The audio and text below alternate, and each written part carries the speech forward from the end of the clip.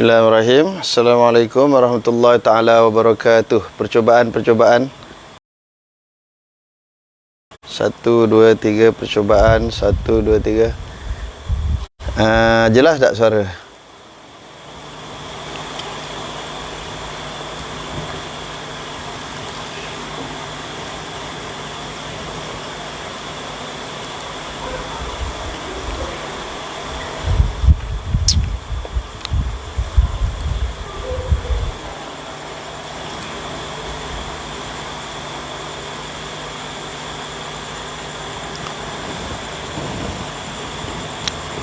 Zuhaili kat mana? Kata nak datang sini tadi.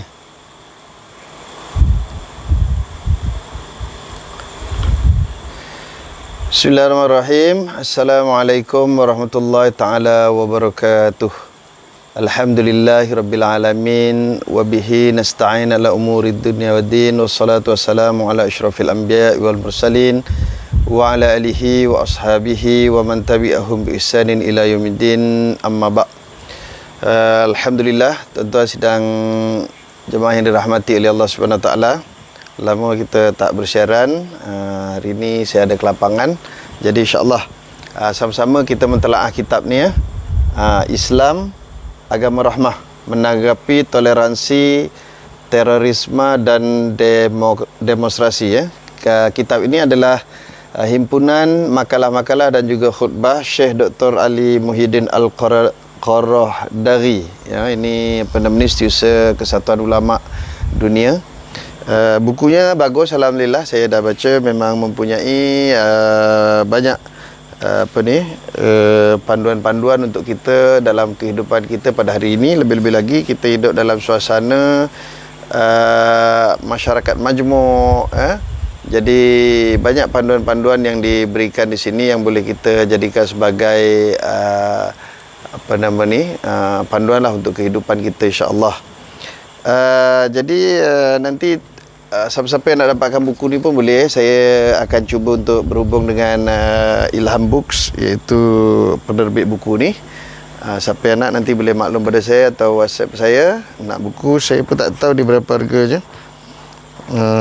Tak ada tulis sini harga. Nanti saya cuba dapatkan dan kita hantar by post ke macam mana ya. Elok kita baca daripada depan sampai belakang. Untuk memberkati majlis kita pada malam ini, kita mulakan dengan Ummul Kitab Al-Fatihah. A'udzubillahi minasyaitonirrajim. Bismillahirrahmanirrahim. Alhamdulillahirabbil alamin, arrahmanirrahim, maliki yaumiddin. Iyyaka na'budu wa iyyaka nasta'in. Ihdinas siratal mustaqim. Siratal ladzina an'amta 'alaihim ghairil maghdubi 'alaihim waladdallin. Amin. InsyaAllah pada malam ini kita membaca sedikit tentang pengenalan penulis, iaitu Syekh Dr. Ali Muhyiddin Al-Qarahdaghi. Beliau dilahirkan di perkampungan Al-Qarahdah di dalam daerah Sulaimaniyah, Kurdistan di Iraq ya, pada tahun 1949. Beliau merupakan keturunan Sayyidina Al-Husain bin Ali dan terkenal dengan keluarga yang menitik beratkan aspek ilmu. Beliau telah menghafal Al-Quran ketika masih kecil, kemudian menuntut ilmu dengan beberapa tokoh ulama dan bapa saudaranya sendiri yang merupakan seorang yang alim pada ketika itu.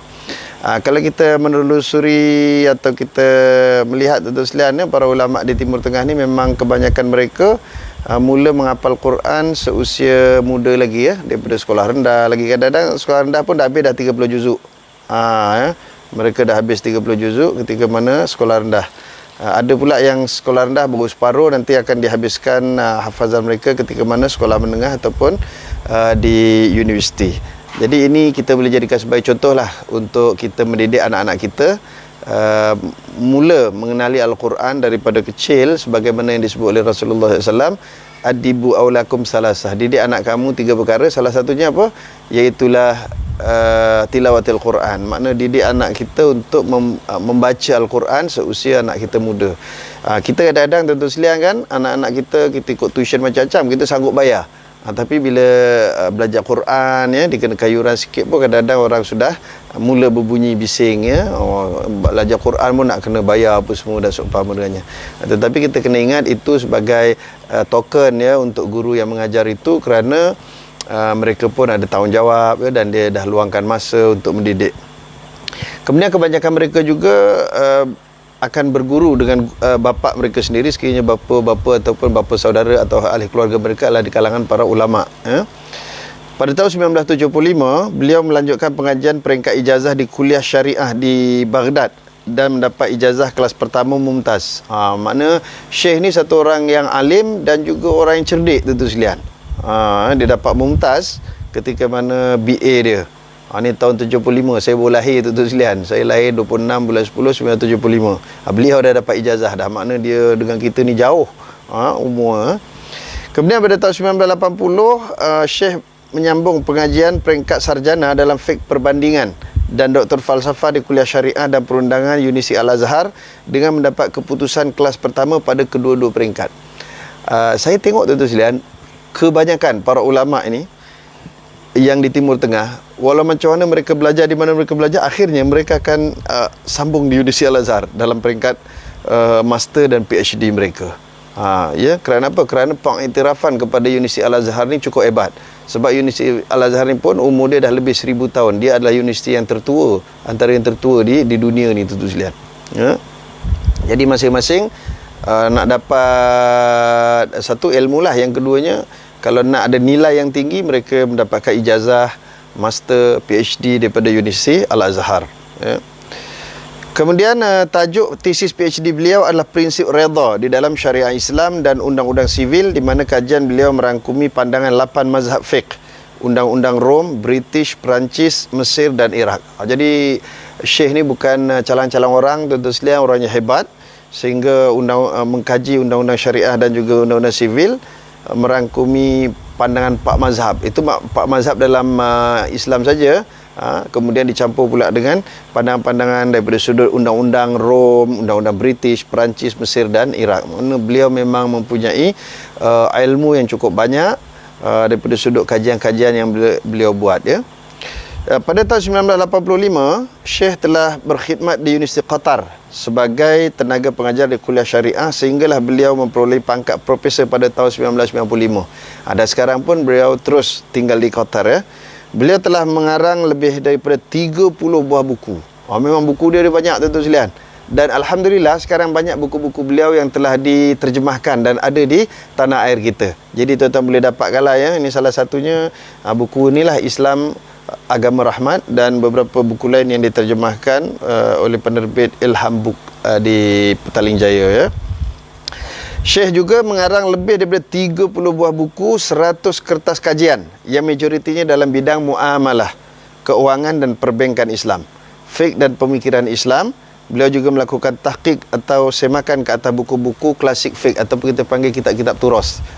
Makna Syekh ni dia memang banyak masa dia, tuan-tuan sekalian ya, untuk membaca, kemudian mentahqiq kitab-kitab yang terdahulu, bahkan mereka menulis pula kajian-kajian.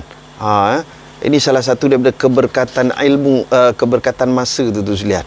Seseorang itu bila diberikan keberkatan masa yang sama, kita pun 24 jam juga, beliau pun 24 jam, tetapi beliau mempunyai masa menulis, membaca, mengkaji, kemudian mengajar ya.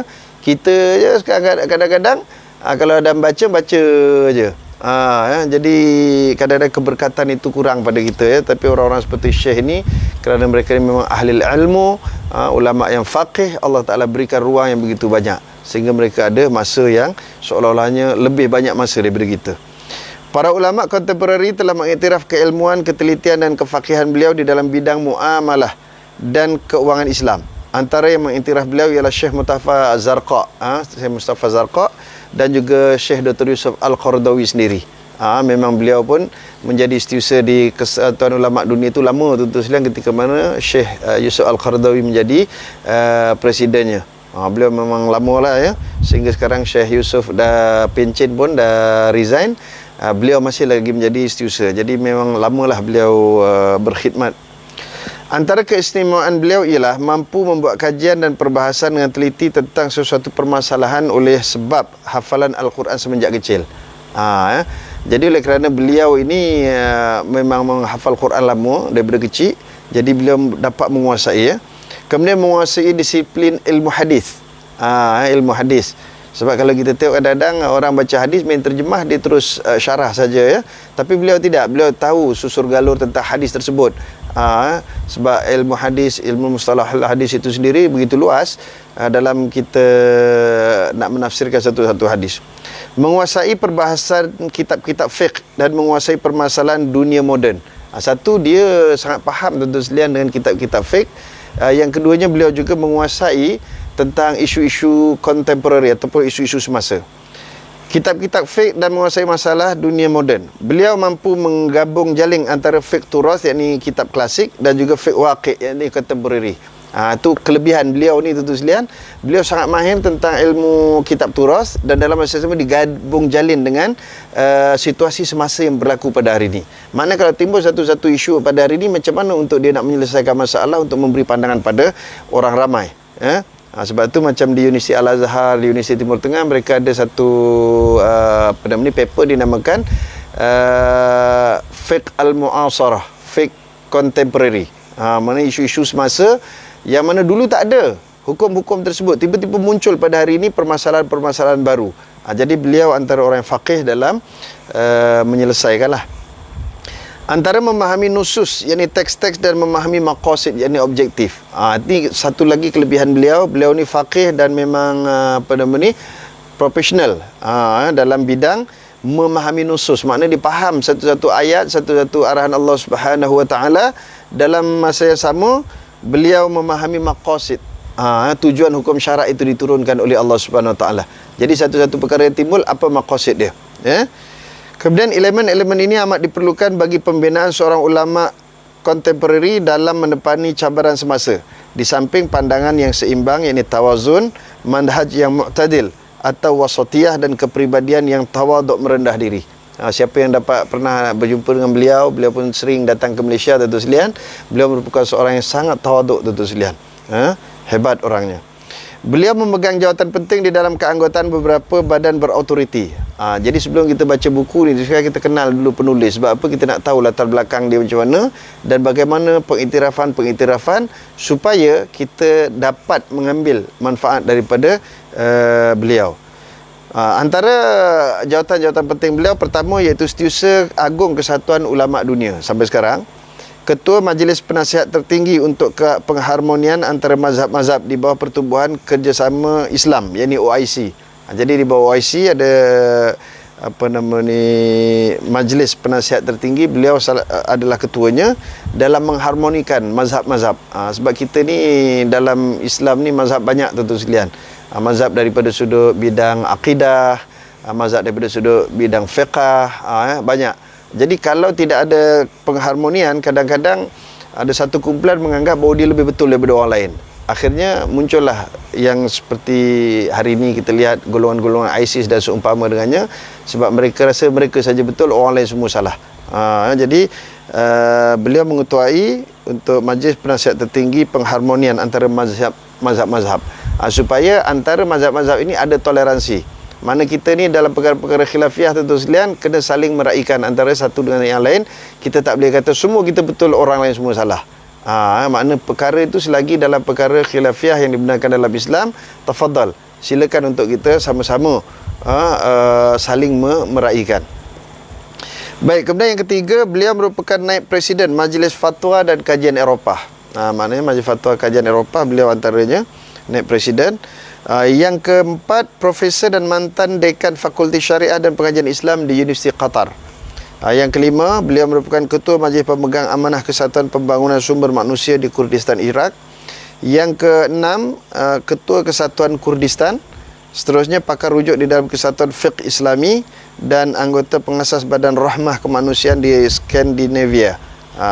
Selain itu, beliau juga berkhidmat di beberapa institusi keuangan.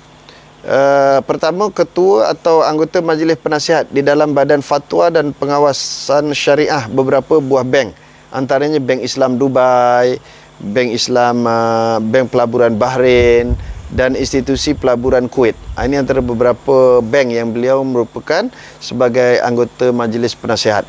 Bukan anggota Majlis Penasihat saja, ketua, beliau mengetuai ya.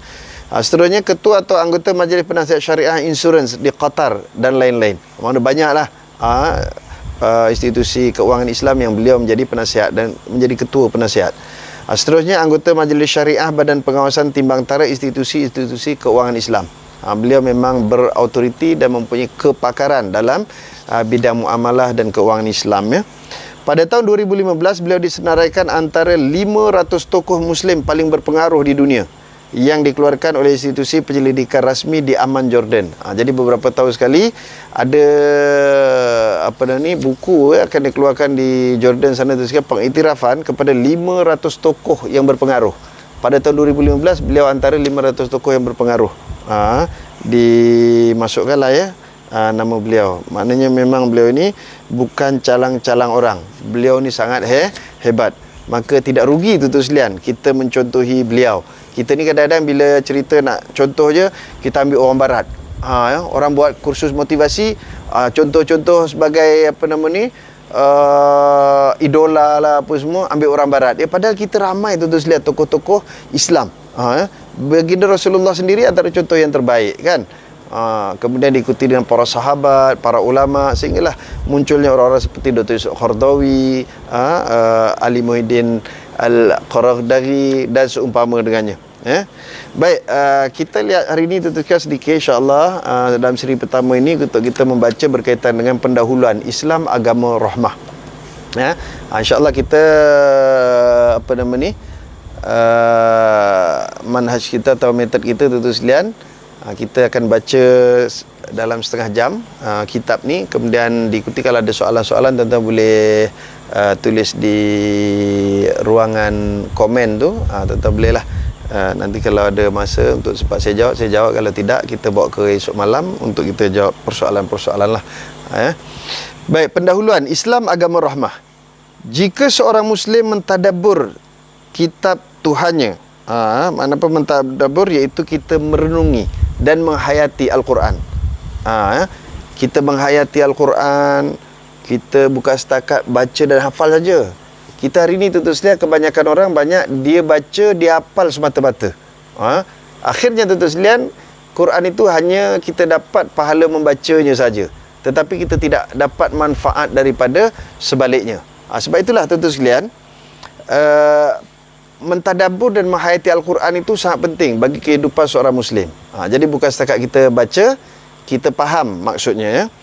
Jadi menurut Syekh, jika seorang Muslim benar-benar mentadabbur kitab Tuhannya, ini Al-Quran dan sunnah Nabi Muhammad sallallahu alaihi wasallam, maka tidak akan ditemui agama, sistem, undang-undang atau syariat daripada syariat-syariat terdahulu yang memberikan perhatian setinggi-tingginya terhadap nilai rahmah dan belas kasihan seperti agama yang agung ini. Mana tak ada kat dunia ni agama ataupun undang-undang, peraturan apa juga yang menekankan konsep rahmah. Yang ada ialah Al-Quran dan Islam itu sendiri. Itu uniknya Islam tuan-tuan sekalian. Adanya penekanan dan ambil berat berkaitan dengan ar-rahmah. Sesungguhnya Allah Subhanahu Wa Taala telah memulakan kitabnya yang agung, yakni Al-Quran, yang merupakan perlembagaan bagi umat Islam dengan permulaan yang mulia. Quran itu ialah kita punya perlembagaan. Itu selalu dilongkan, Al-Quranu dusturuna. Quran itu adalah perlembagaan kami. Bagi sebuah negara dia ada ada perlembagaan, macam tu juga agama, dia ada perlembagaan. Maka perlembagaan kita Al-Quran, dan Quran dimulakan dengan lafaz mulia, iaitu perkataan Bismillahirrahmanirrahim, dengan nama Allah yang Maha Pemurah lagi Maha Penyayang. Ayat ini mengandungi dua sifat daripada sifat-sifat Allah Ta'ala dan dua nama dari Asmaul Husna, nama-nama Allah Ta'ala, iaitulah Ar-Rahman dan Ar-Rahim. Jadi Bismillahi Ar-Rahman Ar-Rahim, dengan nama Allah Ta'ala yang Maha Pemurah dan Maha Penyayang. Baik, Ar-Rahman Ar-Rahim ini dia mempunyai perbezaan tentu sekalian, walaupun dua-dua makna kasih sayang, tetapi ia mempunyai makna yang berbeza dan fungsi yang berbeza. Baik, yang pertama, Ar-Rahman menunjukkan kasih sayang Allah Subhanahu Wa Taala yang menyeluruh lagi luas. Itu sifat Ar-Rahman. Bismillahirrahmanirrahim. Ar-Rahman iaitu sifat kasih sayang Allah Ta'ala yang luas, yang umum, meliputi semua makhluk. Firman Allah Ta'ala dalam Al-Quran, dan rahmatku meliputi segala sesuatu. Mana kasih sayang Allah Ta'ala meliputi semua makhluk yang ada di dunia ini. Sama ada manusia, itu kasih sayang Allah Ta'ala pada manusia. Itu macam mana jahat manusia, macam mana kufur manusia pun tetap Allah Ta'ala bagi mereka makan. Tetap Allah Ta'ala bagi mereka rezeki. Itu makna kasih sayang Allah Ta'ala yang umum ini kepada seluruh manusia. Siapa lagi? Kepada haiwan. Semua haiwan Allah Ta'ala kasihkan mereka. Walaupun dia anjing, walaupun dia babi, yang menurut manusia dia adalah hina, tetapi Allah Ta'ala tetap mengasihi mereka dan Allah Ta'ala memberikan sumber rezeki kepada mereka. Serta semua yang wujud di alam ini. Sebab tu bila sebut wa ma arsalnaka illa rahmatan lil alamin, dan tidak aku turunkan kamu wahai manusia Muhammad ke dunia ini melainkan sebagai pembawa rahmat kepada seluruh penduduk alam. Makna al-alam apa? Al-alam huwa ma siwallah. Alam itu ialah selain daripada Allah Ta'ala. Ada alam manusia, ada alam haiwan, ada alam tumbuh-tumbuhan, ada alam jamadat. Jamadat ni macam ni lah benda-benda pejal kan, tiang, batu, pokok, kemudian ada alam malaikat dan seumpama dengannya. Semua ini disebut sebagai alam selain daripada Allah Subhanahu Wa Taala. Dan datangnya kasih sayang Allah Taala tadi, Ar-Rahman tadi, kepada seluruh makhluk yang diciptakan dengan penuh kasih sayang oleh Allah Subhanahu Wa Taala. Allah Taala juga mengurniakan petunjuk dengan rahmatnya. Semua makhluk hidup dan mati dengan rahmatnya. Hidup kat dunia diberikan petunjuk oleh Allah Ta'ala, mati pun dengan rahmat Allah Ta'ala. Maka semuanya mendapat rahmat Allah Ta'ala, dan mereka dikurniakan oleh Allah Ta'ala rezeki dan nikmat yang tidak terhitung. Begitu banyak. Sehingga dalam Quran sebut, wa in ta'uddu ni'matallah la tuhsuha. Kalau kamu nak hitung, nak kira nikmat Allah Ta'ala, pasti kamu akan gagal. Gagal, tuan-tuan sekalian. Tak usah banyak-banyak. Yang di sekeliling kita sekarang, tuan-tuan sekalian tengok masalah Covid. Antara nikmat yang paling terasa apa dia? Nikmat bernapas, tuan-tuan sekalian. Sehingga orang-orang Covid ini kena serang dia punya paru-parunya oleh virus tersebut, sehingga susah nak bernapas. Terpaksa pakai pula apa tu? Alat pernapasan, bantuan pernapasan. Kalau tidak, dia tak cukup oksigen. Dah pakai itu pula masih tak cukup lagi, tuan sekalian. Perlu apa ni? Allah terpaksa ditidurkan pula, dibagi ubat. Itu baru satu, baru pernapasan, tuan sekalian. Nikmat napas. Nikmat kulit kita. Kita duduk di Khatulistiwa, kita sesuai, kita punya kulit macam ni. Ini nikmat daripada Allah Subhanahu Wa Taala. Orang putih datang tempat kita, tuan sekalian, dia tak tahan panas sampai merah-merah muka. Itu baru nikmat tu. Belum lagi nikmat makan, nikmat minum, nikmat boleh bercakap, nikmat boleh melihat, nikmat boleh mendengar. Itu baru yang sekeliling kita saja tu kan. Nikmat tu pun sudah tak terkira banyaknya. Apatah lagi nikmat-nikmat yang lain. Nikmat kekayaan, nikmat masa, nikmat kesihatan. Satu lagi tu sekalian penting. Bila kita sakit baru kita terasa tu sekalian. Tu sebab kata apa nama ni? Dalam apa disebut itu tu sekalian? Saya tak ingat hadis atau perkataan ulama. Dia sebab apa?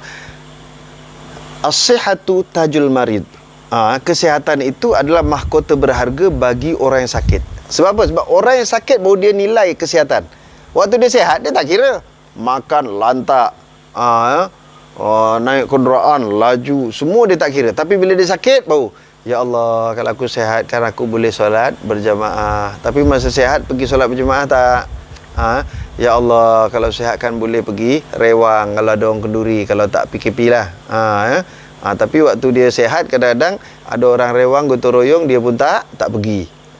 Jadi bila dia sakit baru dia terasa, baru dia rasa nikmat sihat tu sekalian. Memang nikmat ini dia akan terasa bila dia hilang. Kita ada duit, kadang-kadang kita tak rasa apa, tuan-tuan sekalian. Kita belanja ikut suka hati. Tapi bila duit tu hilang, baru kita terasa. Jadi kadang-kadang nikmat itu apabila tak ada baru kita rasa. Baik, ini yang disebut sebagai Ar-Rahman. Yang kedua perkataan Ar-Rahim, yakni rahmat Allah Ta'ala yang khusus untuk hamba-hambanya yang berhak untuk mendapat rahmat ini di akhirat. Yang ni yang khas untuk kita orang beriman, tuan-tuan sekalian. Dapat Ar-Rahim. Ar-Rahim ini adalah nikmat nanti di akhirat. Nikmat yang berterusan. Sebab itu, tuan-tuan sekalian, kita kena pastikan kita sentiasa hidup dalam iman. Artinya, Allahumma ahyina bil iman. Ya Allah, hidupkan aku dengan iman. Wa amitna bil iman. Matikan aku dalam iman. Wahsyurna bil iman. Bangkitkan kami di padang mahsyar dengan iman. Wa adkhilnal jannata mal iman. Masuk kami dalam syurga dengan iman. Sebab iman ini adalah antara nikmat yang paling besar. rahmat yang paling besar daripada Allah Subhanahu Wa Taala. Kerana apa? Kerana ialah yang akan membawa kebahagiaan kita sampai ke alam akhirat. Kalau Ar-Rahman tadi setakat dunia saja. Orang kafir dapat, haiwan dapat, semua makhluk dapat kat dunia. Adapun Ar-Rahim hanyalah untuk orang-orang yang beriman sehinggalah masuk ke dalam syurga. Semua orang kan nak masuk syurga, tuan-tuan sekalian.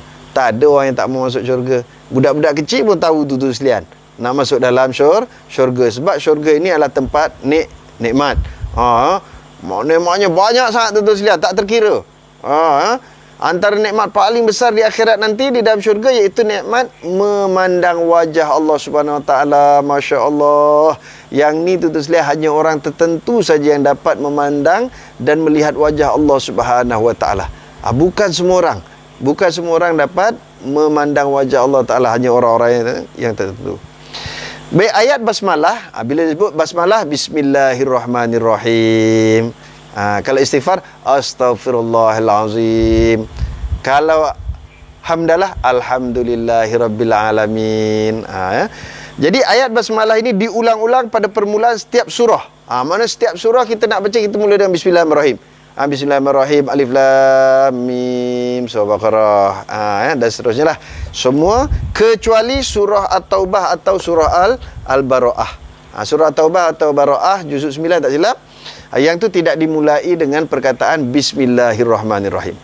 Namun ianya digantikan di dalam surah An-Naml. Dalam surah An-Naml, kalau kita baca di sana ada ayat disebut apa? Innahu min Sulaiman wa innahu Bismillahirrahmanirrahim. Innahu min Sulaiman. Sesungguhnya dia itu daripada Sulaiman. Innahu Bismillahirrahmanirrahim. Sesungguhnya dia dimulakan dengan Bismillahirrahmanirrahim lah, ya. Disebut dengan nama Allah Ta'ala yang maha penyayang. Jadi Bismillahirrahmanirrahim adalah salah satu ayat daripada surah An-Naml. Justru menjadikan bilangan basmalah menyamai bilangan surah Al-Quran, iaitu sebanyak 114. Jadi 114 kali diulang-ulang dalam Quran kan. Ada 114 surah. Tapi surah Bara'ah tak sebut Bismillahirrahmanirrahim. Tetapi di dalam surah An-Naml ada mula-mula Bismillahirrahmanirrahim, kemudian salah satu ayatnya disebut Bismillahirrahmanirrahim. Jadi akhirnya cukup juga 114. Kemudian Al-Quran dimulakan dengan surah Al-Fatihah, yang mana dimulakan dengan ayat Alhamdulillahirabbilalamin. Segala puji milik Allah Ta'ala, Tuhan sekalian alam, yang mana mengisyaratkan makna rububiyah, yakni pembangunan insan, tanmiyatul iman, secara tanmiyatul insan, secara bertahap-tahap sehinggalah mencapai tahap ciptaan yang sempurna seperti mana yang dikehendaki oleh Allah Subhanahu Wa Taala, iaitu nilai rahmat bahkan sehingga mencapai kemuncak rahmat. Kemudian di dalam surah ini juga diulang dua sifat dan dua nama, iaitu Ar-Rahmanir-Rahim. Jadi Ar-Rahmanir-Rahim itu di dalam surah Fatihah tu diulang lagi. Bismillahirrahmanirrahim, Alhamdulillahirabbilalamin, Ar-Rahmanir-Rahim, diulang lagi. Sifat Allah Ta'ala tadi, Ar-Rahman Ar-Rahim. Di samping itu kalimat Ar-Rahmah diulang-ulang dalam pelbagai jenis bentuk, tempat serta susunannya di dalam Al-Quranul Karim lebih daripada 300 kali. Mana kalau kita baca dalam Al-Quran daripada Bismillahirrahmanirrahim Al-Fatihah sampai Qul a'udzu birabbin nas, surah An-Nas, semua sekali kita akan jumpa perkataan Ar-Rahman Ar-Rahim ni yang bermula dengan perkataan Rohamim. Itu ada 300 kali diulang-ulang. Ar-Rahman, Ar-Rahim, Ar-Rahmah, mana daripada perkataan Rohamim, kemudian dia mengikut perkataan-perkataan itu ada 300 kali. Dan jika kita tambah padanya kalimah-kalimah yang membawa sinonim, yakni yang sama erti dengan makna rahmah, seperti Ra'fah, itu juga akan menjadikan sifat kasih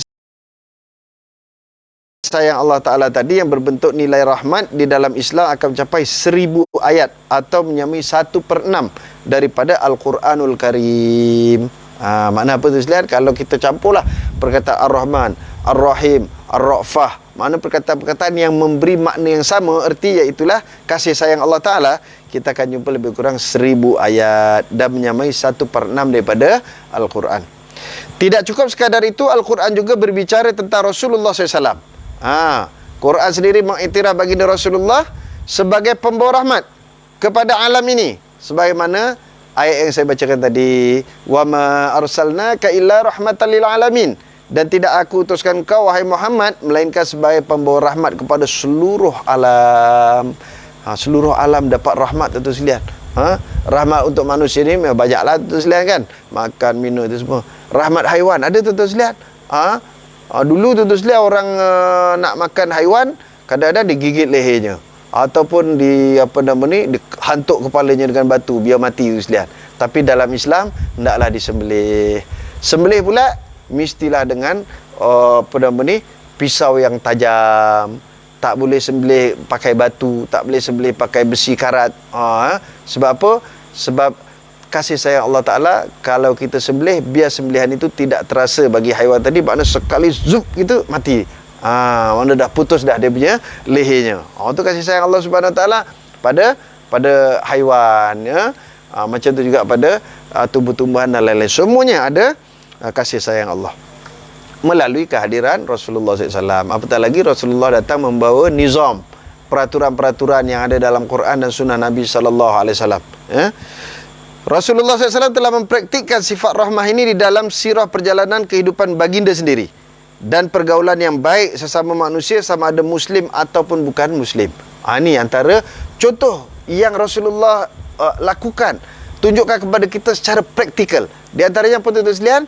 Iaitu berkasih sayang, memberikan kebaikan, bergaul secara baik, sama ada kepada orang Islam ataupun bukan Islam. Jadi Nabi dia tak ada, ini orang Islam kita bagi lebih, itu orang bukan Islam kita jangan bagi dia hak dia. Tak boleh, tuan-tuan sekalian.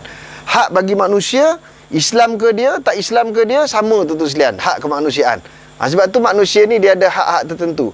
Contoh kan, misalnya bila kita hidup berjiran ni dia ada 3 jenis, tuan-tuan sekalian. Satu, jiran yang ada satu hak, iaitu hak kejiranan. Siapa dia? Iaitu siapapun yang menjadi jiran kepada kita, dia ada satu hak jiran. Islam ke dia, bukan Islam ke dia, dia ada hak jiran.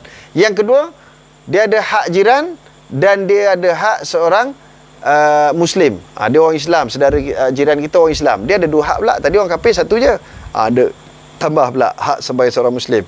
Dan yang ketiga, kalau jiran itu pula dia adalah satu orang Muslim dan dia pula adalah saudara mara kerabat kita, dia ada 3 hak. Macam tu. Jadi setiap manusia itu dia ada dia punya hak mereka masing-masing. Maka Rasulullah menunjukkan secara praktikal untuk menunaikan hak kepada orang yang berhak tadi, sama ada orang Islam ataupun bukan Islam. Itu yang pernah kita dengar, tuan-tuan sekalian kan. Suatu hari satu orang kafir datang terus cakap, ni leher baju Rasulullah, Yahudi. Dia kata apa? Muhammad, engkau ni memang jenis manusia yang apa? Yang bila bayar hutang ni, bila berhutang lambat bayar. Tapi kita kena ingatlah, Nabi lambat bayar ni bukan Nabi sengaja lambat bayar. Apa yang berlaku pada Rasulullah, kadang kita nampak macam kesilapan tu, sebenarnya sengaja Allah Ta'ala buat silap itu supaya timbulnya hukum untuk mengajar kita. Macam Nabi sembahyang, tiba-tiba satu hari baru 2 rakaat sembahyang Zuhur, tahiyat awal, Nabi dah Assalamualaikum. Sahabat tanya, ya Rasulullah, ada wahyu turun ke sembahyang Zuhur 2 rakaat? Dia kata tak ada. 2 rakaat ke tadi? Tanya kat kawan-kawan semua kata iyalah. Terus sambung lagi 2 rakaat, kemudian sujud sahwi. Allah Ta'ala sengaja lupakan Rasulullah. Tadi tujuan untuk apa? Untuk menimbulkan hukum di situ. Kalau kita sembahyang terlupa, maka kita tak perlu nak sembahyang daripada mula, kita sambung saja, kemudian sujud sahwi. Macam tu. Macam tu juga Nabi dengan orang Yahudi tadi. Yahudi datang, cakap Nabi. Kau Muhammad jenis manusia suka lambat bayar hutang. Datang Sayyidina Umar nak pukul dia, tuan-tuan sekalian. Tapi apa kata Rasulullah? Umar, jangan. Wahai Umar, sepatutnya kau suruhlah dia minta dengan cara yang baik. Tengok, tuan-tuan sekalian. Bagi tahu Yahudi tu, nak minta hutang boleh, bukan tak boleh, tapi mintalah dengan cara yang baik. Dan dalam masa yang sama kata Rasulullah apa? Kamu nasihatilah aku agar aku segera membayar hutangnya. Tengok tu sekalian. Jadi Rasulullah tu dengan orang kafir pun tidak maknanya terlampau kafir. Kafir dia punya pasal lah. Tak, itu hak dia. Hak orang kafir kalau kita ambil zalim, ke akhirat kita kena jawab juga, tuan-tuan sekalian. Jangan kita mentang-mentang dia kafir, kita pinjam, kita tak pulangkan balik, tak bayar. Waktu kau pinjam dengan dia dulu, kafir ke tidak? Masa kita pinjam, dia kafir. Tapi kita boleh pula pinjam dengan dia, tapi tang pulang. Tak salah pulang, dia kafir. Macam tu pula tu sekalian, dia belajar mana ni? Jadi kita kena faham tu sekalian. Hak setiap individu tu mesti kita tunaikan. Sama ada dia Islam ke tak Islam, itu hak dia. kita kena tunaikan. Ini contoh yang ditunjukkan oleh baginda Rasulullah SAW secara praktikal dalam mendidik para sahabat ketika itu, dan juga menjadi panduan pada kita hari ini. Rasulullah SAW merupakan insan yang paling penyayang dengan manusia, kecuali jika terdapat kezaliman dan perbuatan melampaui batas. Tapi kalau orang tu zalim, melampaui batas, dia diambil tindakan, tuan-tuan sekalian. Sekalipun dia orang Islam, tapi dia melanggar peraturan syarak, dia melanggar peraturan undang-undang apa di negara, maka dia akan diambil tindakan. Sebab tu Rasulullah SAW sebut apa? Kalaulah Fatimah anak perempuanku mencuri, pasti aku potong tangannya. Nabi nak ajar pada orang ramai, kalau Fatimah yang Nabi sayang itu pun Nabi akan potong tangan, apatah lagi kalau orang lain. Tapi kita ni kadang-kadang, tuan-tuan sekalian, cakap boleh, nanti kita potong tangan lah, cerita pasal Rasulullah. Tapi bila kita sendiri ada tempat, ada kedudukan, kita tak laksanakan pun, tuan-tuan sekalian. Saya nak tunjuk contoh banyak tu sekarang baru ni. Orang-orang kayangan yang langgar SOP tapi tidak diambil tindakan. Tapi bila orang biasa, mereka tekan, kena compound sampai ada 50,000, 40,000 dah seumpama dengannya. Ini ketidakadilan yang berlaku dalam masyarakat kita pada hari ini, tuan-tuan sekalian. Tak kira siapa pun, tuan-tuan sekalian, kita buat teguran. Kalau kamu jadi pemimpin, kalau kamu silap, kamu perlu juga diambil tindakan. Dan kalau orang lain, macam tu juga. Bahkan tentunya sepatutnya kita lebih tegas terhadap diri kita sendiri. Kita kena faham juga, keadilan itu bukan setakat hak kita nak dapat, tapi hak orang kita tak bertunai, bukan. Keadilan itu dan kebenaran itu mestilah untuk semua orang. Kebenaran pada kita, kebenaran pada orang lain. Jangan kita kita semua betul, tahu orang lain semua salah. Ini tak tepat, tuan-tuan sekalian. Kebenaran itu mestilah kita ambil daripada sudut apa, tuan-tuan sekalian? Benarnya suatu perkara itu sama ada datang daripada diri kita sendiri ataupun lawan kita. Kalau orang yang kita lawan itu tiba-tiba hujah dia betul, kita kena terima. Kita tak boleh hujah kita saja betul. Bila hujah orang lain semua salah walaupun dia betul, sebab dia bukan geng kita. Ini tak betul, tuan-tuan sekalian. Jadi kebenaran itu mestilah landasannya ialah Al-Quran, Sunnah, Syariah, begitu ya.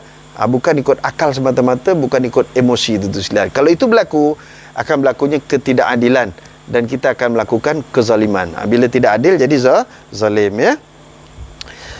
Nabi tunjuk contoh lagi, tuan-tuan sekalian, kepada kita. Ini yang dicatatkan oleh Syekh dalam buku ini, katanya apa? Meskipun Abu Jahal itu menyakiti baginda setiap hari, siang-siang hari tu, tiap-tiap hari menyakiti baginda Rasulullah SAW di waktu siang, namun baginda Rasulullah SAW tetap berdoa untuknya di waktu malam. Masya Allah, tuan-tuan sekalian. Apa doa baginda Rasulullah? Ya Allah, teguhkanlah Islam dengan salah satu daripada dua Umar, yakni Umar Al-Khattab dan Abu Jahal, yang mana sebenarnya Umar. Abu Jahal ni kita semua dengar, tuan-tuan sekalian. Kita tahu Abu Jahal adalah musuh baginda Rasulullah. Bukan Nabi memusuhi dia, tetapi dia yang memusuhi Rasulullah kerana ada kepentingan-kepentingan tertentu. Jadi tuan-tuan sekalian, dia selalu menyakiti Rasulullah, tapi baginda Rasulullah tidak membalasnya, tuan-tuan sekalian. Bahkan tuan-tuan sekalian, apa yang berlaku? Rasulullah doa pula, ya Allah, teguhkanlah Islam dengan salah satu daripada dua Umar. Sama ada Umar Al-Khattab radhiyallahu anhu ataupun Abu Jahal yang juga namanya adalah Umar. Makna Nabi masih lagi berharap bahawa ada kebaikan pada mereka. Tuan-tuan sekalian, kalau musuh yang sedemikian pun Rasulullah sallallahu alaihi wasallam masih mengharapkan kalau ada kebaikan daripada dia. Kita ni, tuan-tuan sekalian, kadang-kadang cuma berbeza pendapat sikit saja. Berbeza pendapat dalam bab-bab politik, berbeza pendapat dalam bab-bab sosial, kemasyarakatan, berbeza pendapat tentang ekonomi. Kenapa sampai ada yang bermusuh? Kenapa ada yang sampai memutuskan tali silaturahmi? Masya Allah. Rasulullah terkait dengan Abu Jahal masih lagi mendoakannya. Tapi kita hari ini, beza pendapat je putus silaturahim, beza pendapat sampai mengkafirkan orang dan seumpama. Ini hendaklah kita elakkan, tuan-tuan sekalian. Kita kena belajar menjadi seperti Rasulullah yang sentiasa mempunyai sifat at-tasamuh. Apa dia? Toleransi. Toleransi dalam agama, tuan-tuan sekalian.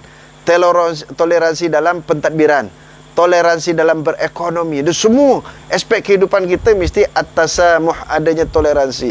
Hari ni kawan tu lebih, okey, kita raikan dia. Boleh jadi satu hari kita pula lebih, tuan-tuan sekalian. Hari ni kawan kita mungkin dia memerlukan kita bantu dia. Suatu masa kita susah, dia bantu kita. Ini kehidupan, tuan-tuan sekalian. Kita takkan hidup tu sempurna setiap waktu kita saja betul. Kita tidak akan hidup sempurna selama-lamanya kita sentiasa dalam keadaan senang. Kita ni hidup kat dunia seperti roda, dia berputar. Roda tu berputar. Kadang-kadang duduk di atas, kadang duduk tepi, kadang duduk di bawah tu sekalian. Nasib masing-masing. Tetapi tu sekalian, sekiranya kita sentiasa atasamuh, kita sentiasa untuk menghargai orang lain, insya-Allah tu sekalian, kita akan dihargai. Tapi kalau kita kan kerjanya asyik mencemuh orang, kerja kita asyik menyalahkan orang, orang pun akan benci dengan kita, akan fed up. Ini yang Rasulullah SAW tu sekalian tunjukkan pada kita. Bagaimana satu orang yang datang nak bunuh Nabi akhirnya masuk Islam. Saya tak ingatlah tu sekalian nama orang tu. Dia datang daripada jauh. Saya sebelum ni pun dah cerita, ini ulangan saja kan. Dia datang daripada jauh tu sekalian, datang ke masjid Nabi, berteriak dia. Mana Muhammad? Mana Muhammad? Aku nak bunuh Muhammad. Tapi cuma dia silap hari bulan lah tu sekalian hari tu. Dia datang duk jerit-jerit. Yang ada di yang berada di Masjid Nabawi ketika itulah Sayyidina Umar radhiyallahu anhu. Umar tu sekalian bila dengar orang berteriak-teriak cari Muhammad ni, dia tanya, ada apa cari Muhammad? Dia kata, aku nak bunuh Muhammad. Kata Umar, sebelum kau bunuh Muhammad, sebelum kau apa-apakan Muhammad, ayo lawan aku dulu. Maka tu sekalian bergusti dia dengan Sayyidina Umar. Lawan, kalah orang ni. Umar ikat dia kat tiang masjid tu sekalian. Orang ramai berkerumun. Ni apa hal ni? Umar begitu ni, datang nak bunuh Muhammad. Kita tunggu bagi Rasulullah datang. Rasulullah pun datang. Rasulullah datang, tengok, tanya, ada apa ni Umar? Ramai-ramai ni berkerumun ni. Dia begitu, dia kata, ya Rasulullah, orang ni datang, terjerit-jerit, terpekik, dia kata cari kamu, dia nak bunuh kamu ya Rasulullah. Jadi aku tangkap dia, aku ikat dia. Nabi datang, tengok, senyum. Nabi tanya dia, dah makan ke belum? Kawan ni kata belum. Kalau belum, kita makan dulu ya. Ramai orang confused tu sekalian. Mana tak confused? Orang datang nak bunuh Nabi, tiba-tiba Nabi ajak makan. Nabi suruh Sayyidina Umar ambil makanan. Umar pun confused tu sekalian. Apa hal Rasulullah ni? Akhirnya Nabi suruh orang lain ambilkan makanan, buka ikatan tali, ajak orang ni makan. Orang makan, Nabi tanya dia, nak masuk Islam tak? Dia kata tak nak, saya tak mau masuk Islam. Kalau tak mau masuk Islam, ikat lagi tu sekalian. Hari yang kedua Nabi datang, senyum lagi.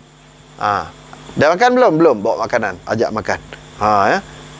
Tanya dia, nak masuk Islam tak? Tak nak, kata dia. Kalau gitu ikat lagi. Hari yang ketiga Nabi datang macam tadi juga. Tanya, dah makan ke belum? Belum. Kalau belum, kita makan dulu. Nabi senyum lagi tu sekalian. Akhirnya makan. Lepas makan Nabi tanya, kamu nak masuk Islam tak? Dia kata tak nak.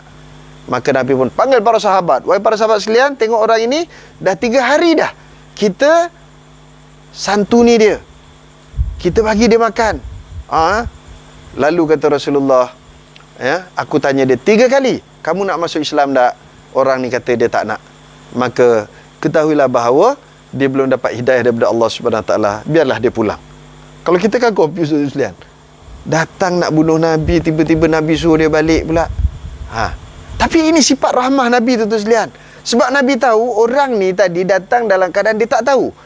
Boleh jadi dia nak bunuh Nabi tadi sebab apa? Sebab sentimen. Ada orang hasut dia. Dah seumpama dengannya. Jadi Nabi tahu ini keadaan orang ni. Takkan kita nak tangkap dia nak bunuh dia pula. Nabi santuni dia.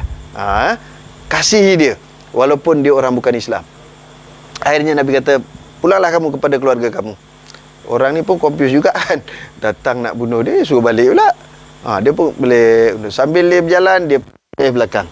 Sambil dia berjalan, dia toleh belakang. Sehingga masjid Nabi hilang daripada penglihatannya. Dia singgah satu wadi, tempat ada air, mandi tu sekalian. Kemudian dia balik semula ke masjid Nabi. Nabi tanya, dia kata, kan dah suruh balik, kenapa tak balik? Dia kata, ya Rasulullah, hari pertama aku pijak kaki di bumi Madinah ni, engkau lah orang yang paling aku benci sekali Rasul. Sebab itu aku nak bunuh kamu. Tapi hari ni ya Rasulullah, sudah 3 hari aku melihat bagaimana orang Islam menyantuni aku. Aku lihat bagaimana kamu. Dia puji kebaikan Rasulullah dan cara kehidupan para sahabat ketika itu di masjid Nabi itu sekalian. Akhirnya apa dia kata, ya Rasulullah, aku nak masuk Islam. Hari ni engkau lah orang paling aku sayang, engkau lah orang paling aku cintai Rasulullah. Aku nak masuk Islam. Masuk Islam itu sekalian. Tengok tu sekalian. Berapa ramai tu sekalian orang yang datang jumpa Nabi akhirnya masuk Islam tu sekalian. Mereka orang-orang kafir yang di antara mereka adalah musuh-musuh Islam. Sayyidina Umar ketika masuk Islam, hari di mana dia nak bunuh Nabi SAW, tapi dia datang jumpa Nabi. Nabi tak ungkit, tuan-tuan sekalian. Kita ni kadang-kadang ungkit cerita orang, ya Allah, kalau boleh zaman kecil-kecil dia pakai seluar pendek, tak pakai seluar pun kita nak ungkit. Ini kesilapan kita, tuan-tuan sekalian. Sifat ini menyebabkan orang jauh daripada agama Allah Subhanahu Wa Taala. Sedangkan baginda menunjukkan kita cara bagaimana untuk kita nak menyampaikan rahmat Allah Subhanahu Wa Taala kepada orang yang belum beragama Islam. Ini penting, tuan-tuan sekalian. Tapi kalau kita terus begini, tuan-tuan sekalian, hari ni tengok sekalian orang Islam bagaimana bergaduh sana, bergaduh sini, tak selesai masalah, tuan-tuan sekalian. Akhirnya masalah lain timbul. Berlaku permusuhan, berlaku pergaduhan, pembunuhan berlaku dan seumpama dengannya. Semua ini adalah kerana apa? Kerana kita tidak mengamalkan cara kehidupan rahmat Nabi sallallahu alaihi wasallam ataupun kasih sayang baginda. Baik, ketika di Taif, baginda Rasulullah SAW disakiti dengan dahsyat oleh golongan yang jahil dan kanak-kanak yang telah melemparkan batu kepada baginda sehingga berdarah kaki baginda yang penuh berkat. Ingat lagi Islam masa Nabi lepas tahun duka cita tu, kan Nabi SAW pergi ke mana? Ke Taif. Dah pernah pergi Taif, tuan-tuan sekalian? Nanti kalau dibenarkan umrah esok pergi. Tuan-tuan kalau ikut jalan darat, pusing naik bas, naik kereta, ambil masa panjang. Kita naik cable car. 20 minit sampai, tuan-tuan sekalian. Naik cable car sampai ke Taif. Indah tempatnya, tuan-tuan sekalian. Saya dah pergi tu sekalian, pergi tengok tempat, ditunjukkan tempat di mana Nabi kena baling, kemudian Nabi berteduh di pokok tu, tuan-tuan sekalian. Tengok. Nabi dibaling batu, tuan-tuan sekalian, sampai berdarah, sampai luka, cedera, tuan-tuan sekalian. Tapi tuan-tuan sekalian, Nabi tidak langsung ada dalam hatinya sekelumit pun untuk balas dendam, sedangkan Nabi ada peluang, tuan-tuan sekalian. Apa peluangnya? Peluangnya ketika mana malaikat Jibril AS datang, malaikat penjaga gunung datang, tuan-tuan sekalian, nak hempapkan mereka dengan batu. Tapi Nabi kata jangan. Tengok. Baginda sallallahu alaihi wasallam berteduh di bawah sepohon pokok dan berdoa kepada Allah Taala dengan menyebut, sekiranya tiada kemarahan engkau ke atasku, tidaklah aku peduli. Mana wahai Tuhan, yang diorang baling ni bukan kerana apa murka engkau, aku tak kisah dia. Maknanya apa yang berlaku itu kalau bukan kerana kemurkaan Allah, dia tak kisah. Kalau kita lah tu kadang-kadang Allah kena cuik sikit, nak balas dendam tu sekalian. Tak boleh. Asyik nak bergaduh. Kemudian apa lagi yang berlaku? Datanglah malaikat gunung menawarkan untuk menghancurkan mereka yang telah menyakiti baginda sallallahu alaihi wasallam. Tetapi baginda enggan, malah berdoa kepada Allah Taala, moga Allah Subhanahu Wa Taala keluarkan daripada tulang sulbi mereka keturunan yang menyembah Allah Taala dan tidak mensyirikkannya. Doa pula untuk mereka, doa kebaikan, tuan-tuan sekalian. Ini satu perkara penting kalau boleh. Kalau kita boleh buat ni, memang orang hebat, tuan-tuan sekalian. Apa dia? Orang menyakiti kita, kita doakan dia dengan doa-doa kebaikan. Macam mana tu, tuan-tuan sekalian? Kita ni kadang-kadang kena cuik sikit. Dah mula dah, tuan-tuan sekalian. Kalau kau dapat ke, kalau kau dapat ke, kalau aku boleh balas nanti, balas lebih daripada itu. Kadang-kadang kita perasaan macam tu. Tapi Rasulullah tidak, tuan-tuan sekalian. Bahkan Rasulullah mendoakan kebaikan untuknya. Ini satu tip ya. Kalau ada orang menyakiti kita, kita doakan dia dengan doa kebaikan. Ini antara sifat rahmat Rasulullah sallallahu alaihi wasallam. Boleh? Boleh tak boleh kena cubalah, tuan-tuan sekalian, kena try lah. Kalau tak, sampai bila nak boleh? Katakan kita biar je, kita tahu, kita belajar. Ini masalah kita hari ni, tuan-tuan sekalian. Ramai orang belajar tetapi dia tidak amal. Dia belajar sifat Nabi gini. Tapi tang dia lain pula, tuan-tuan sekalian. Baik, kemudian baginda Rasulullah mendidik umatnya agar mengamalkan nilai rahmah dan mengikatnya dengan iman. Sifat rahmat diikat dengan iman. Baginda sallallahu alaihi wasallam bersabda, barang siapa yang tidak mengasihi, dia tidak akan dikasihi. Kasihilah makhluk yang ada di bumi, nescaya semua yang ada di langit akan mengasihi kamu semua. Ini pesan Nabi. Ma la yarham la yurham. Siapa yang tidak mengasihi, dia tidak akan dikasihi. Yalah, tuan-tuan sekalian. Kalau tuan-tuan bela kambing, lembu pun, cuba tengok tu sekalian. Kalau kita tak kasih dengan mereka sekalian, dia langgornya kita, dia tanduknya kita tu sekalian. Tapi kalau kita kasih dia tu sekalian, lembu tu sekalian, kita mandikan dia hari-hari, kita usap ni dekat tengkuk tu sekalian. Tu sekalian, jinak dia. Sampai kita boleh naik atas lembu tu sekalian macam. Itu haiwan tau, tu sekalian, yang tak ada akal fikiran. Pun bila kita kasih kat dia, dia kasih kita. Kita tanam pokok tu sekalian. Kita kasih kat pokok tu. Siram dia. Sembanglah dengan pokok tu sekalian. Bagi baja, sembang dengan pokok. Kita tengok nanti buah dia bagus, lebat, banyak, sedap. Macam tu sekalian. Saya duduk hari tu sebelum PKP tu sekalian, kami pergi ke Indonesia berjumpa dengan rakan-rakan di sana tu sekalian, antaranya pak-pak kiai yang terlibat dalam bidang-bidang pertanian ni. Memang tu sekalian, disebut tu sekalian, kalau dalam bidang pertanian pun kita nak berjaya, kita kena kasih tu sekalian. Makna kalau macam haiwan apa, kita belai dia kan. Belai dia. Pokok-pokok ni pun kita boleh belai. Mana tiap-tiap hari kena datang ziarah. Tapi yang betul lah tu sekalian. Saya pun tengok pokok-pokok saya tu, kalau saya sibuk tak sempat nak jumpa tu sekalian, kadang-kadang dia tak berapa bagus lah dia punya buah dia semua. Tapi kalau kita pergi ziarah hari-hari kan, tengok dia suka tu sekalian. Itu tumbuh-tumbuhan yang tak ada akal fikiran pun tu sekalian. Dia ada apa kata, ada perasaan. Ada perasaan. Apatah lagi manusia tu sekalian, dia lagi ada perasaan. Baik, kasih yang menyeluruh bermaksud merangkumi semua insan, sama ada yang berlaku baik atau berlaku buruk terhadap kamu. Tu sifat rahmah itu mesti kita terjemahkan tu sekalian. Kita menyalurkan kasih sayang kita pada semua manusia, tak kira orang yang melakukan kebaikan ataupun orang yang melakukan keburukan. Bahkan kita dah tengok tu kan peristiwa kisah yang berlaku pada Rasulullah. Bila orang tu menyakiti Rasulullah, Rasulullah balas dengan kebaikan, akhirnya orang tu masuk Islam. Ini kita tu sekalian, Allah baru pergi hantar bantuan, pergi dekat Gaza, dah bergaduh dah tu sekalian. Apa yang nak gaduh-gaduh tu sekalian? Kalau ada kesilapan teknikal, bincang, telefon elok-elok. Ya, kamu ni caranya macam ni, tak betul, gini-gini, supaya kita dapat selaraskan bantuan. Tak kisah sekalian. Itu masalah teknikal. Jadi masalah teknikal itu kan selesaikanlah cara teknikal. Telefon, jumpa, bincang elok-elok.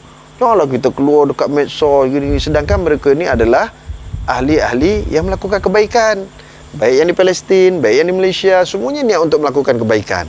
Memang kita kadang-kadang ada buat silap tu sekalian. Kalau kita buat silap, kita perbetulkan.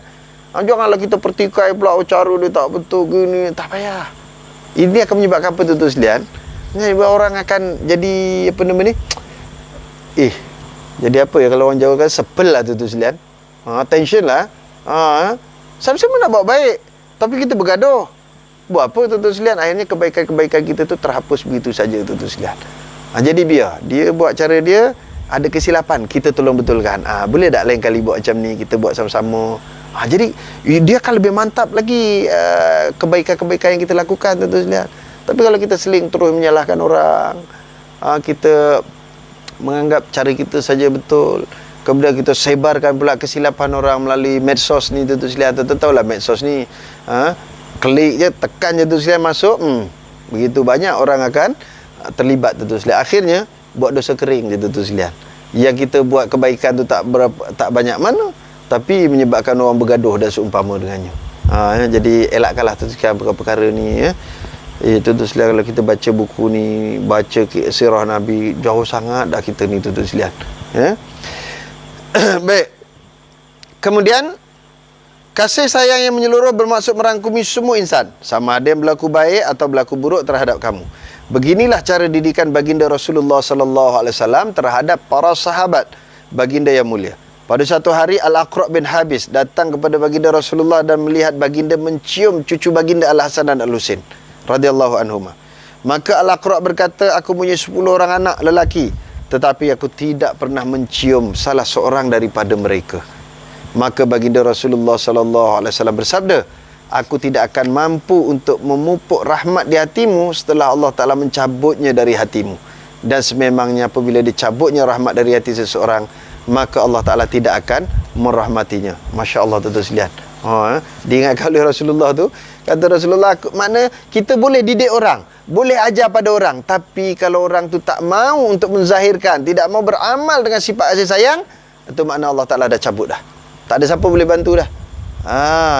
Jadi kita kena pastikan tu sekalian, bahawa apa yang kita baca, apa yang kita belajar, kita kena amalkan dalam kehidupan kita sehari-harian. Jangan sampai tu sekalian, kita hanya baca, kita hanya boleh cerita, tetapi kita sendiri tidak mengamalkannya. Okey tuan-tuan sekalian, setakat ini dulu pada malam ini siri yang pertama. Kita dapat membaca sebahagian daripada mukadimah ni. Belum habis lagi ni, ada separuh lagi tuan-tuan sekalian. Tapi kita malam-malam ni pun banyak aktiviti-aktiviti dan tugasan kita yang lain. Dekat sejam dah kita berbicara tuan-tuan sekalian. Kalau ada sebarang pertanyaan, tuan-tuan boleh catatkan di situ. Boleh saya bacakan. So kita ada masa dalam 2 minit saja lagi tuan-tuan sekalian. InsyaAllah pada tiap-tiap malam kita akan bertemu dalam tempoh 1 jam tuan-tuan sekalian. Kita tak mau lebih, 1 jam saja.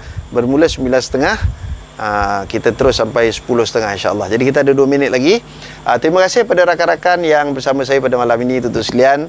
Yalah, PKP ni kita tak dapat nak pergi ke Masjid Surau untuk melaksanakan tanggungjawab kita, menyampaikan tazkirah, kuliah dan seumpama dengannya. Atas permintaan sahabat-sahabat, minta saya buat live macam tahun lepas. Tu saya mulakan balik dan saya pun cari bilik-bilik apa kita nak pakai ya. Dulu kita fiqhul aulawiyat tu saya ingat ada separuh lagi tu belum habis. Tapi saya jumpa buku ni, alhamdulillah cantik tuan-tuan sekalian pengisian dia. Iaitu Islam Agama Rahmat, ditulis oleh Ali Muhyiddin Al-Qarahdari. Setiausaha Kesatuan Ulama Dunia. Kalau tuan-tuan nak buku ni, nantilah saya tengokkan dia punya harga berapa. Nanti tuan-tuan boleh bayar bank in ke macam mana, saya postkanlah ke rumah tuan-tuan ya. Esok saya akan cuba hubungi pihak penerbit untuk dapatkan harga dia dan harga post sekali macam mana. Jadi terima kasih sekali lagi kepada semua sahabat-sahabat. Ada Ustaz Azhari Sulaiman, nampaknya rakan saya dulu sama-sama buat diploma di kuis. Ada Tuan Nasruddin Jarkasi, sama-sama pergi ke Taif dengan saya naik cable car. Alhamdulillah. Abang Badrus Bank Islam ada juga bersama-sama nampaknya. Tuan CEO Win Impact Network Sdn Berhad, Tuan Tajul Asmawi juga ada bersama, dan ramai rakan-rakan. Cik Amran Jaafar baru masuk. Mudah-mudahan kita akan terus dapat bersama ya. Dan mulai esok malam tuan-tuan sekalian, bila tuan-tuan masuk saja share. Biar ramai lagi rakan-rakan kita datang tuan-tuan sekalian. Kita kongsi nak cerita pasal rahmat ni tuan-tuan sekalian. Nak cerita pasal rahmat. Kita banyak dah selalu dengar kuliah rahmat-rahmat, tapi kita secara umum saja, dan kita pun tak tahu rahmat yang macam mana yang kita laksanakan. Jadi insya-Allah selepas ni dalam buku ni dia ada lagi cerita pasal rahmat dengan orang bukan Islam, macam mana hubungan kita dengan orang bukan Islam ya, atau orang panggil sekarang ni fiqh ta'ayush, hidup fiqh kehidupan bersama non muslim. Untuk Syam Bedal pun ada. Syam daripada Bandar Baru Bangi, Bukit Mahkota tu sekalian ya. Alhamdulillah. Dan terima kasih pada semua. Mudah-mudahan Allah Subhanahu Wa Taala mengampunkan dosa-dosa kita, menghindarkan kita daripada COVID-19. Terus berdoa tuan-tuan sekalian tiap-tiap hari agar Allah Taala menghindarkan kita dan keluarga kita daripada COVID-19, yang mana kita lihat angka penularan dan kematian semakin meningkat. Nauzubillah, kita pun takut tuan-tuan sekalian. Patuhi SOP yang ditetapkan oleh pihak kerajaan agar kita terhindar insya-Allah.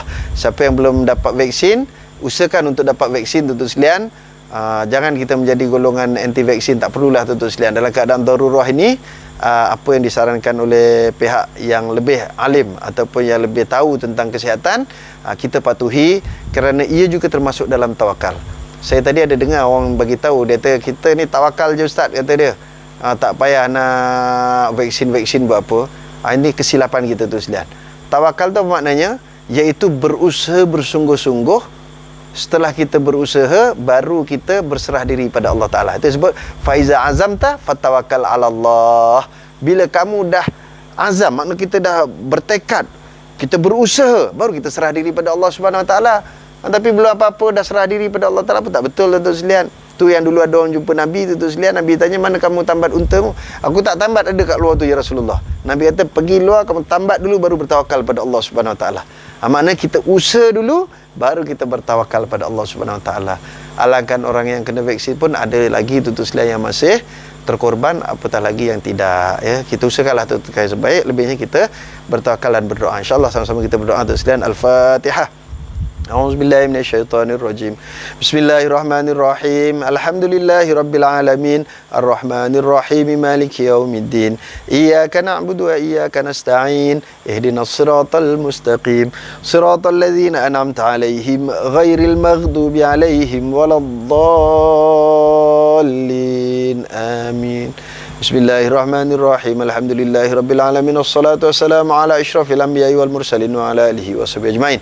Alhamdulillahirabbil alamin hamdal hamidin hamdaz zakirin hamdaz syakirin hamdan yuafi ni'amahu wa yukafi'u mazidah. Ya rabbana lakal hamdu kama yanbaghi li jalali wajhikal karim wa 'azimi sultanik. Allahumma shalli ala sayyidina Muhammadin salatan tunjina bi jamil ahwali wal afat wa taqdi lana biha jami'al hajat wa tutahhiruna bi jami'is sayiat wa tarfa'una bi indaka 'ala darajat wa tuballighuna bi aqsal ghayat min jamil khairati fil hayati wa ba'dal mamat wa ala alihi wa sahbihi wasallim tasliman katsiran bi rahmatika ya arhamar rahimin. Allahumma fil lana dzunubana wa liwalidayna wa walidina warhamhum kama rabbawna shighara wa li masyayikhina wa li asatizatina wa li muallimina wa li zawil huquqil wajibati alaina wa li jamil muslimina wal muslimat wal mu'minina wal mu'minat al ahya'i wal amwat bi rahmatika ya arhamar rahimin. Allahumma ya Allah, Tuhan kami bersyukur dengan limpah kurniamu menjadi hamba yang beriman ya Allah. Janganlah kau matikan kami kecuali dalam iman dan Islam ya Allah. Jadikanlah kami hamba-hamba yang sentiasa mentaati perintahmu dan meninggalkan segala laranganmu ya Allah. Permudahkanlah urusan dunia kami dan akhirat kami ya Allah. Allahumma ya Allah, Tuhan kami, bantulah kami ya Allah. Bantulah kami dalam menguruskan dunia kami ya Allah. Bantulah kami dalam menguruskan ahli keluarga kami ya Allah. Bantulah kami dalam menguruskan ibadah kami kepadamu ya Allah. Bantulah kami dalam menguruskan ekonomi kami ya Allah. Allahumma ya Allah, Tuhan kami, redailah kami dalam setiap tindakan yang kami lakukan ya Allah. Lorongkanlah kami di jalan kebenaran ya Allah. Jauhkan daripada kemungkaran ya Allah, sama ada yang zahir maupun yang batin ya Allah. Allahumma ya Allah, ya Tuhan kami, Engkau yang menjadikan corona ya Allah. Kau hapuskanlah corona ini ya Allah. Kau tarik balik makhluk halus ini ya Allah, kerana sesungguhnya kami tidak mampu melawannya ya Allah, walaupun ia adalah halus ya Allah. Allahumma ya Allah, ya Tuhan kami, sesungguhnya kami insan yang lemah ya Allah. Hanya kepadamu-Nya saja kami meminta pertolongan ya Allah. Hanya kepadamu saja kami berhajat ya Allah. Allahumma ya Allah, Tuhan kami, Kau berikanlah kesehatan kepada kami dengan sebaik-baiknya ya Allah. Berikanlah kesehatan kepada ahli keluarga kami ya Allah, guru-guru kami ya Allah, seluruh muslimin dan muslimat ya Allah. Allahumma ya Allah, Tuhan kami, hindarkan kami daripada penyakit corona dan apa-apa juga penyakit ya Allah. Berikanlah kami kesehatan yang sebaik-baiknya ya Allah, agar kami dapat melakukan ibadah dengan sempurna ya Allah, agar kami dapat melakukan ibadah dengan maksimum mungkin ya Allah.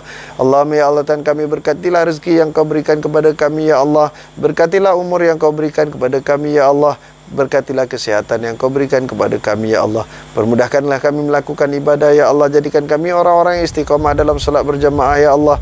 Begitu juga anak-anak kami, isteri kami dan seluruh ahli keluarga kami ya Allah. Allahumma ya Allah, Tuhan kami, bantulah kami ya Allah. Jadikan kami hamba-hamba yang sentiasa Kau redai di dunia dan di akhirat ya Allah. Allahumma ya Allah, Tuhan kami, terimalah doa-doa kami ya Allah. Allahumma rabbana atina min ladunka rahmatan wa hayyi lana min amrina rasyada. Rabbana atina fid dunya hasanatan wa fil akhirati hasanatan wa qina azabannar. Wa adkhilnal jannata mal abrar ya azizu ya ghaffar ya rabbal alamin. Wa sallallahu ala sayyidina Muhammad wa ala alihi wa sahbihi baraka sallam. Walhamdulillahi rabbil alamin.